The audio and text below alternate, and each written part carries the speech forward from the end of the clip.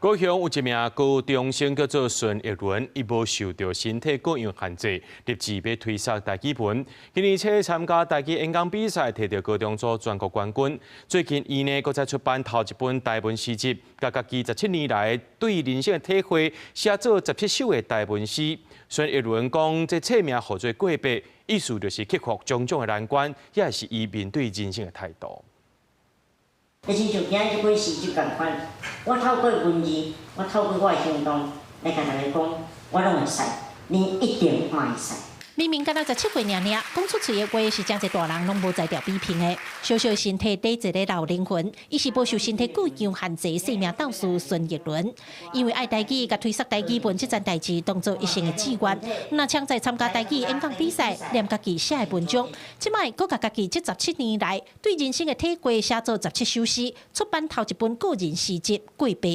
無論是講，我佇咧看到的景致，也是講。體會到的人生，我就攏甲寫做詩，因為我感覺講文學的本質，拄開始一定是為記錄咱生活的每一件代誌所開始的。當佫有願望，也是用變成空。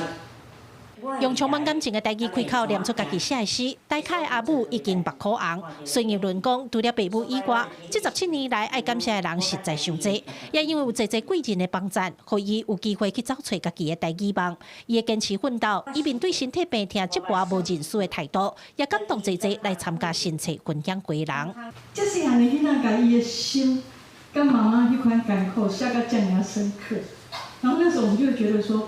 好像有一塊璞玉在我們面前，一定要挖掘，一定要琢磨，讓它發光發熱。它的字字句句，大家一定要細細的品嘗，細細的分享，去感受他的愛，感受他活着真好的那份對生命的感情。新冊內底除了台文詩、有華語的版本，甲小改創作的手法，全部攏是孫奕倫家己寫的。伊毋茫甲台語文學甲傳承透藍做伙，會當互更較儕人看到台語文的水。